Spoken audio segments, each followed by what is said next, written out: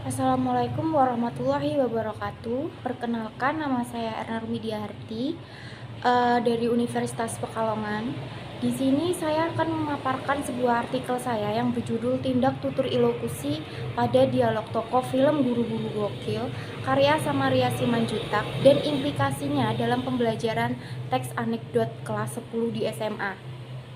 Ya baik, jadi di sini saya akan membahas tentang bahasa terlebih dahulu. Nah, bahasa itu merupakan hal yang sangat penting atau dibutuhkan setiap manusia. Nah, dapat digunakan sebagai alat komunikasi untuk menciptakan perasaan dan pikiran. Kemudian ilmu bahasa disebut juga pragmatik. Nah, di sini saya juga akan membahas pragmatik. Apa itu pragmatik? Pragmatik ini merupakan ilmu yang mempelajari kondisi penggunaan bahasa yang pada dasarnya sangat ditentukan oleh konteks yang mewadahi dan melatar belakangi bahasa. Nah, pragmatik ini memiliki jenis yang sangat beragam. Salah satunya yaitu tindak tutur ilokusi. Nah, tindak tutur yang akan dibahas pada penelitian ini yaitu tindak tutur ilokusi. Apa itu tindak tutur ilokusi? Nah, di sini saya akan menjelaskan mengenai tindak tutur ilokusi. Tindak tutur ilokusi itu merupakan tindak tutur yang mengandung maksud dan daya tuturan. Kemudian tindak tutur ini sering muncul dalam percakapan sehari-hari. Tindak tutur ilokusi diucapkan oleh penutur kepada mitra tutur secara sadar dan sengaja agar mitra tutur dapat mengerti dan memahami keinginan dari penutur secara tidak langsung.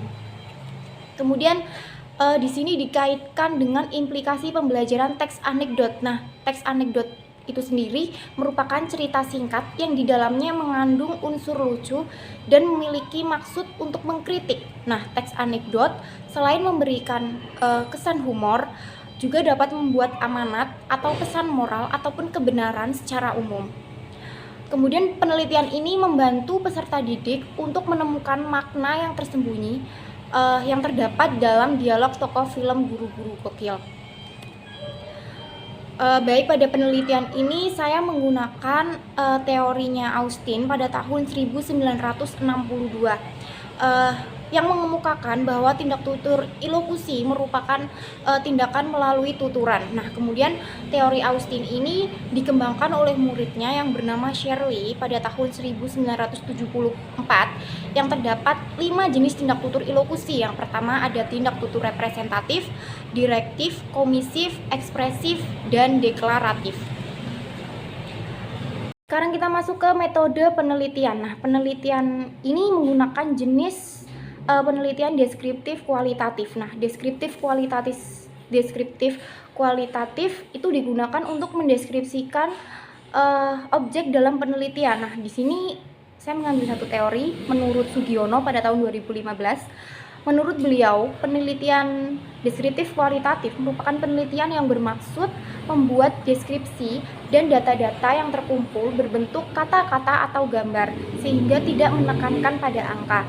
Nah, sumber data yang digunakan pada penelitian ini adalah tuturan berupa dialog tokoh film Guru-Guru Gokil. Kemudian data yang digunakan atau data yang diambil itu dari film Guru-Guru Gokil karya Samaria Simanjuntak.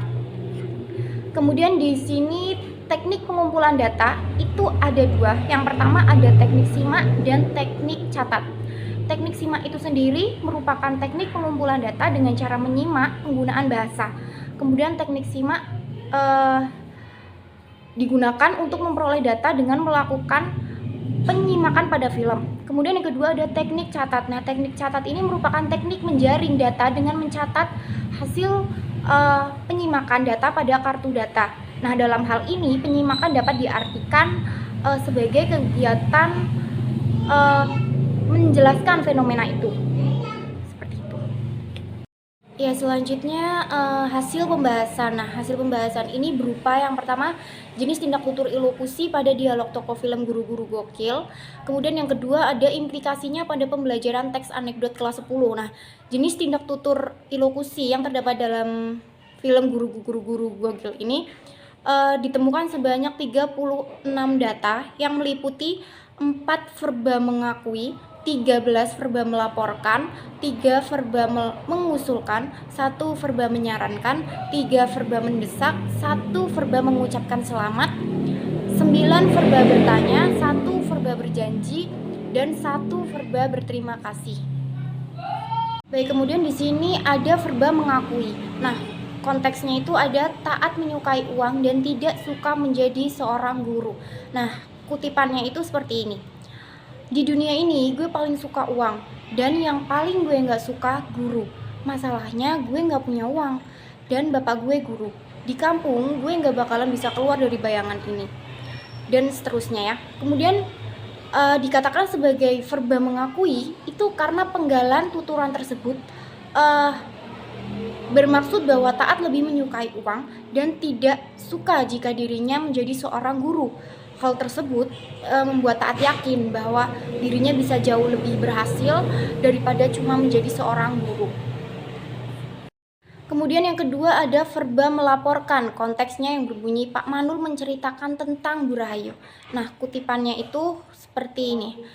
Bapak-bapak, ibu-ibu, gajian dipercepat jadi lusa pagi. Nah, kenapa kutipan ini disebut verba melaporkan? Nah, karena pada tuturan yang diucapkan oleh Bu Rahayu itu menjelaskan bahwa Bu Rahayu mengumumkan kepada semua guru jika gajian guru akan dipercepat menjadi lusa pagi, karena biasanya gaji guru itu diundur seperti itu, kemudian ini dipercepat. Jadi Bu Rahayu melaporkan kepada semua guru bahwa gajiannya itu dipercepat menjadi lusa pagi.